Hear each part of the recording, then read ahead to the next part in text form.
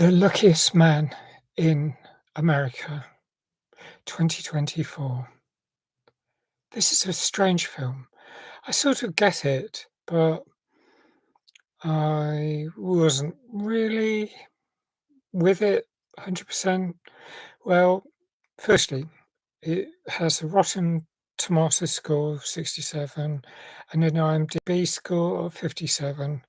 So it's in the so-so category. It's okay, I guess. I perhaps like it more than the audiences of either of those, scoring medium, but not that much more. Um, so it's to start with, I thought, "Is this based on a true story?" It seems like it. Probably. Since since the Salt Path blew up, I'm not sure if it's worth checking when a film is says it's based on truth. I mean, what is dramatized truth given what's been going on with that particular film? Um, who knows? I mean, the trouble is there are people who will seek to deceive. And that is actually the concept behind this film because it's a semi-fictionalized account. It's actually described as a thriller. That's feels over-egged, I think. I mean, sure, there's suspense. There is suspense in lots of films. There's excitement, but thriller, if it is a thriller, hmm, drama, yes. Yeah, it's definitely a drama. Thriller, it's taking it one step up from what I think it is. But the the thing about the trailer, I've just watched it again. I saw the film, started watching the film about this time yesterday. Today I saw the trailer and it says the most infamous game show um, scandal in history. And I thought, surely not. I mean, for a start, there was Who Wants to Be a Millionaire?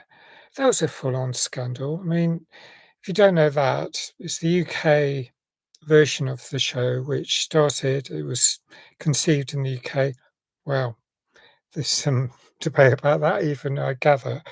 But um, in the middle of 1998, that film, that game show launched on ITV.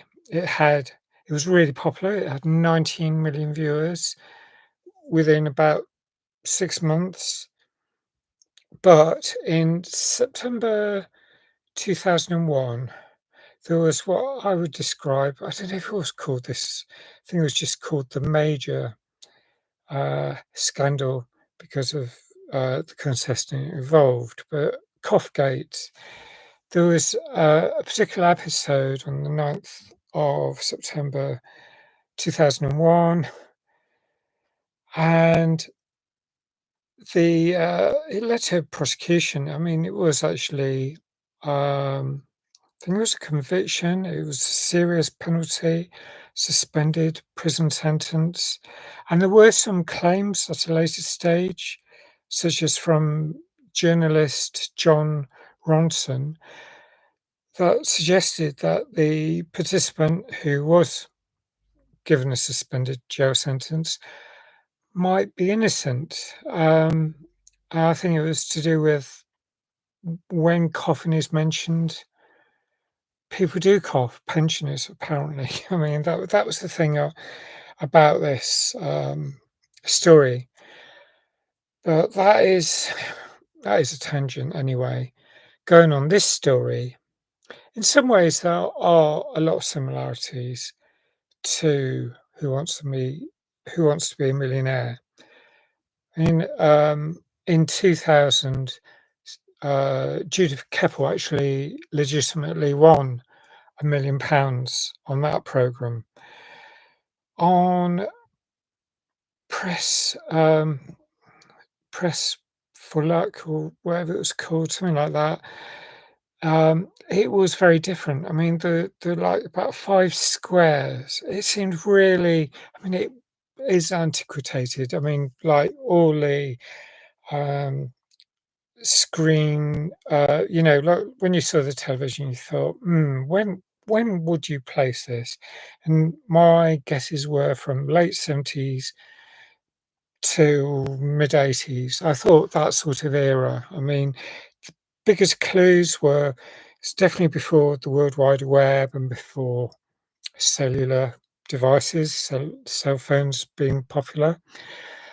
There were trim phones edging towards the early 80s, I would say, and VCRs, which became much more popular by the mid 80s than they were in the late 70s. So I was thinking, yeah, let's go for towards the mid 80s.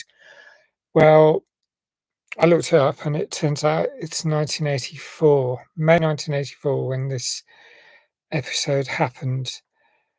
And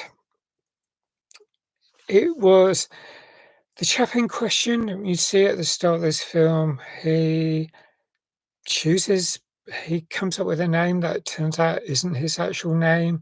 He gets disqualified in the vetting, and then for some reason, perhaps because the manager notices the ice cream van that corroborates with the story he gave, he gives him a chance and he says, "Okay, let's let him in." Only to later just explain this because I think this is absolutely pitiful and horrific that this same manager, when he's under pressure for the lack of vetting, pushes his one of his colleagues under the bus, metaphorically, as in he says, "Oh, it's Chuck who didn't do the vetting," so they search out Chuck, and Chuck, well, you see, he's obviously angry at being dumped into this mess, given what he's done. I mean, for a start, he's been asked by this particular manager to investigate in real time whilst the game show's ongoing, break into this contestant's ice cream van to look for clues to see if he is a grifter, if he is actually a con. And he finds loads of VCRs. So the VCR is the thing that, yeah, fits in really that 80, you know, very popular in 1984. People were recording. Strangely enough, I didn't really start using VCR until 10 years later, really. The 90s, I think I was using VCR a lot. My my folks, when I was at home, they didn't. I mean, I'd record things on audio tapes in the 70s and 80s, and just rely on the sound. But um, he's been recording a lot of Press Your Luck, and that seems to be. I mean, there's all these ideas that, oh, he doesn't seem like an ordinary contestant. He's not doing it the right way. It's just like there's 5 screens that he picks from, and he gets accused of counting cards as if it's like, no, Las Vegas, casino. I mean, there's, like, some comparisons in terms of it being a thriller. Films like 21, if you've seen that. When was that? 2008, 21. That's an interesting film. Um, and, oh, yeah, I think The Hangover did some card counting. I there's probably loads of films with card counting, but this is a number of screens, and this contestants memorize them, and so accusing him of being a grifter seems a bit unfair in some respects. And yet, on the other side, I mean, there's this whole blame game. He's like what happens during this game, most people seem to give up somewhere between, they earn 4,000, 5,000, perhaps go up to 14,000, I think. Um, Now he's gone 16,000, gone 20,000, I don't know, 30, 40, 50, goes up to 70,000. And this is break, and all hell breaks loose. All the recriminations. I mean, how come he's got through? How come he didn't get voted? The Who would work in television, given if this is anything like the reality? The amount of blame going on between people, the amount of saying, "No, your job's not gonna last." Heads will roll over.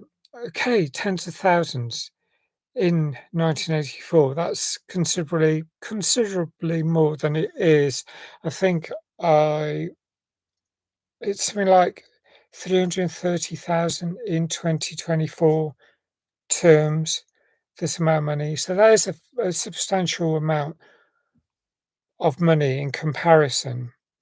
But even so, even if 110,000, whatever it is, the total amount, um, in today's terms, you could perhaps buy a house in um, outside London.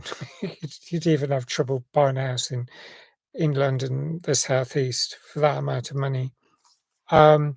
So it is a lot of money.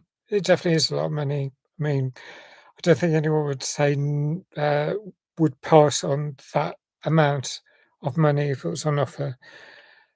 But for a game show, is it enough to take down a network? It just felt a bit um, over-egged, a bit too much. And I didn't really also get the time frame because it felt like the game show was extended to 2 to 3 days. I mean, they don't really show people sleeping, but it seems like it lasted into a second or third day. There's like, if it if it was 48, 72 hours, everyone would be totally disheveled. They didn't seem to go home. Uh, I don't know. It just felt like ambiguous, what was happening, the sort of time out between the games. And at one point, um, Michael, the contestant, escapes from the studio. He goes into the parking lot. The security there, there's a lot of security. It's almost like that's part of the thriller gambit, as in they're menacing, they're talking about cornering the suspect behind, and all he does is escape back into the television studios. But he goes into the wrong studio and gets interviewed by a host of an evening sort of like talk show, something like, well, in the UK, it'd be something like Jonathan Ross. I suppose in America it would be David Letterman. I don't know, Jay Leno. I'm not familiar with it all, but it feels like the worst thing is at one point this Michael says to a couple of the young younger employees, the interns, it makes a suggestion about scamming the bank. It seems. I don't know. There's nothing really to pin on him. Um, well, you can read about him afterwards, and then you can figure out. Um, I mean, I wouldn't say he was the luckiest man in America, given things, but read up about him yourself afterwards. But there was the way the film is driven is a bit like Saturday Night 2024. There's similar pressure tactics. Um, I mean, then it was the 90 minutes, like we're gonna go or there's no show. Stakes are high. That's the thrill element. In this, it's like finding out before this contestant cleans out the studio for whatever money it's worth. Um, there's, ah, you know, the I don't know, there's some things that feel just like imaginings, possible dream sequences, slightly beyond plausible. And I did start wondering, was this actually based on reality? At the end, you do see the actual clip from the program it was that inspired it, but it is described as a semi-fictionalized account. And Paul Walter Hauser plays Michael Larson, the protagonist in this film. The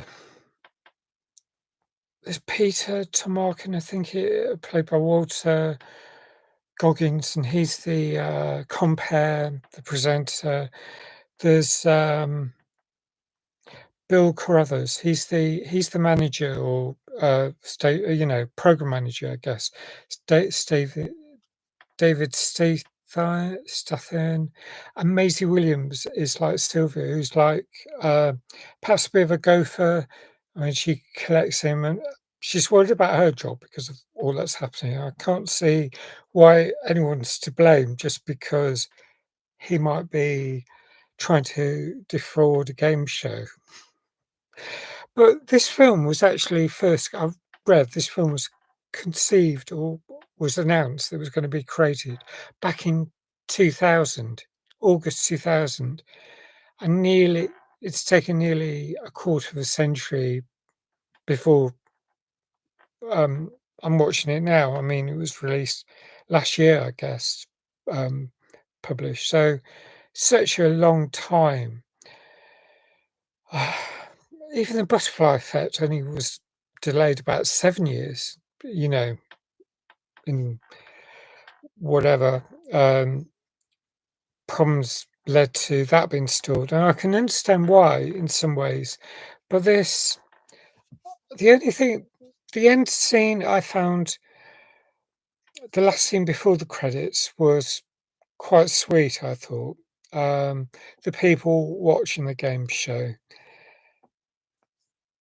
but possibly inconclusive as well. I don't know what the end of that was supposed to signify, because it almost contradicts the phone calls that go on during this film. Um, this protagonist actually makes phone calls even though he's not allowed, and it's not clear why even calls are not allowed. I mean, how? It isn't even like Who Wants to Be a Millionaire or one of those game shows where you ask questions, really complex general knowledge or specialist subject conversations. I mean, say Mastermind, you would not want to allow someone to use the phone, but in something like this, I didn't really get it. So all of this is a bit messy, a bit fast and loose, and my main credit towards this film, where I'd give it credit, was the fact that it is, if it is suspense, if it's that kind of thriller drama, is that there's no violence in terms of, you know, major blows. You know, people aren't acting out in a very violent way. So yeah, I'll give it that. It, the tension is all in the power of suggestion as such. So I'm going to score this 7, just 7.0 out of 10. Um, it's okay. So many questions. I don't know. I just find I'd probably have to look up more about the actual original this is based on. But in a way, I don't know. It's very strange. Um, it, um, yeah. Uh, I'd love to know your thoughts about it. I'll leave it at that. If you like this review, please hit the like. Thanks if you subscribe. Please hit the notification buttons. Hope to see you again soon. Thanks. Bye for now.